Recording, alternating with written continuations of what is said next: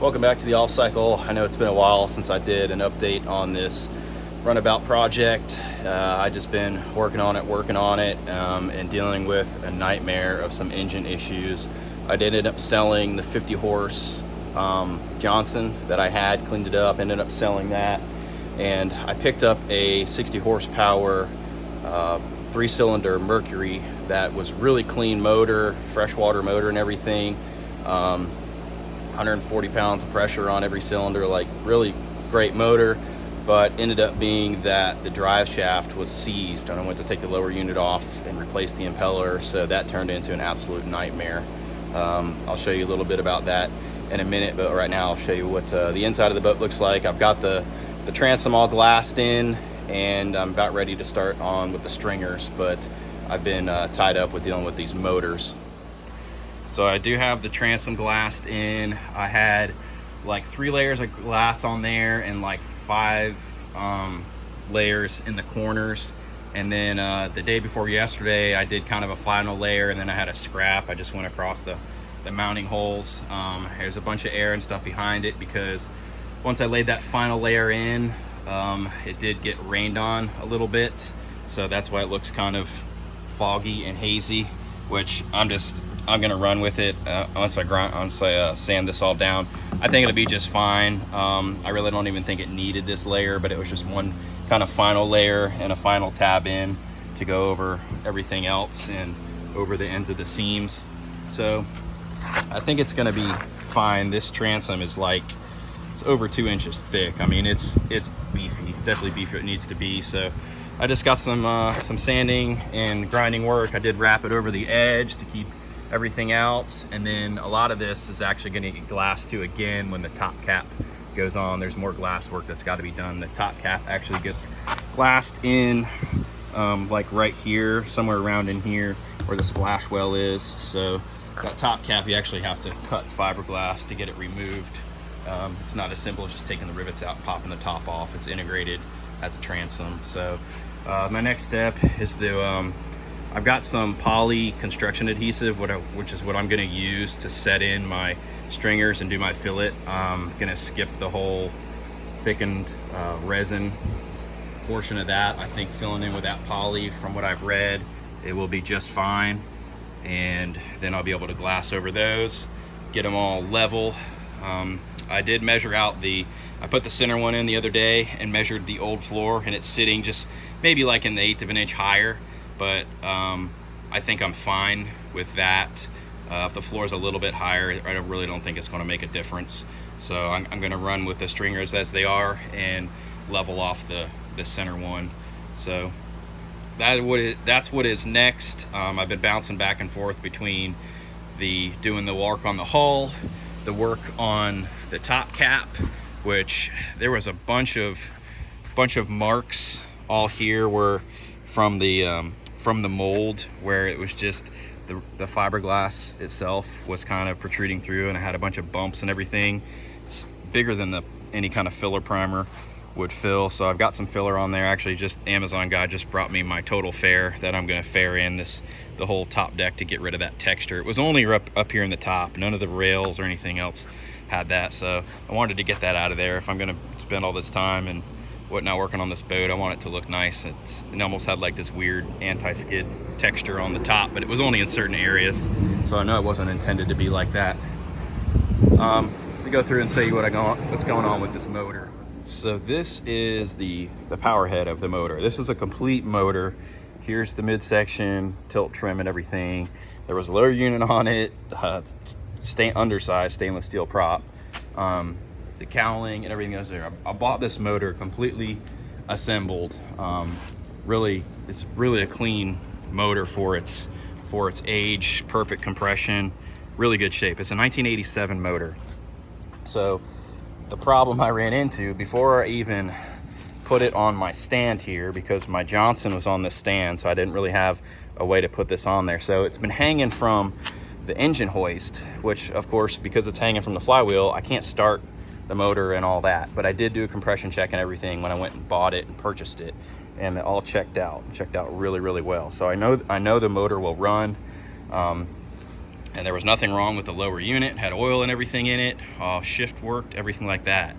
So the only problem I had is that I was taking some of the bolts out.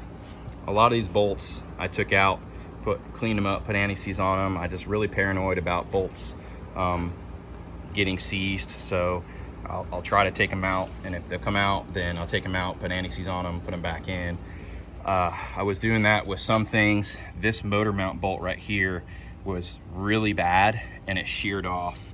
So obviously, in order to get to this motor mount, they're all inside. So you have to remove the power head to get to these motor mounts. And in order to remove the power head, you have to remove the lower unit, obviously. So I went to remove the lower unit, which either way, even if that didn't occur, the next time I went to change or check the impeller, which I would have wanted to pull the lower unit anyway to check the impeller condition, the lower unit was stuck on there.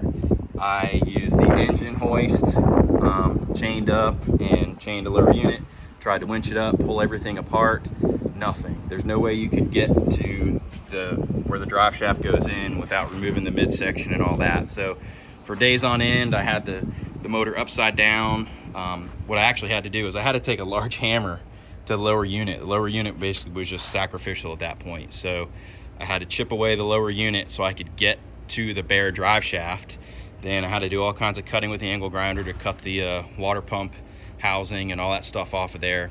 Flip this motor upside down and spray it with, turn this off, and spray the drive shaft with Freol and knocker loose and all kinds of break-free penetrating oils to get them down in there.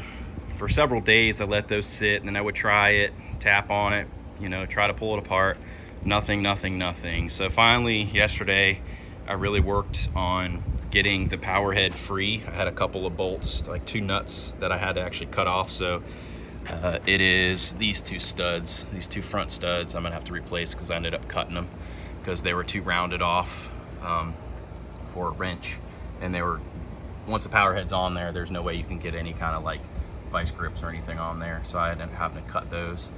But once I got this free and dropped off, I did have to cut the drive shaft down here in order to let the impeller and everything, because it had a little shoulder on it. So I cut it just above the shoulder. I had to get the old MIG welder out, and what I did was weld a plate.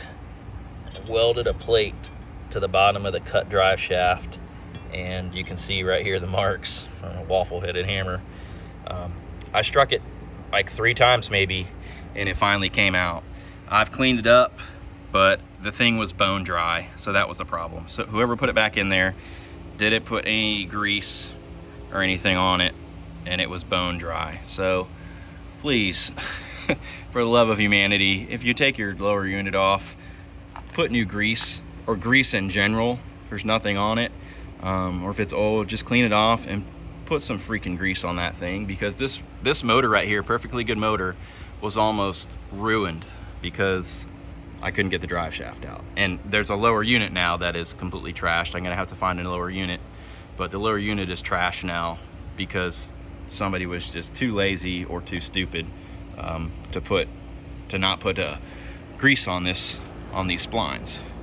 So that's what I've been doing, dealing with this motor for a better part of a week now, back and forth, trying to come up with ways to get that drive shaft out. And today I just finally got it out.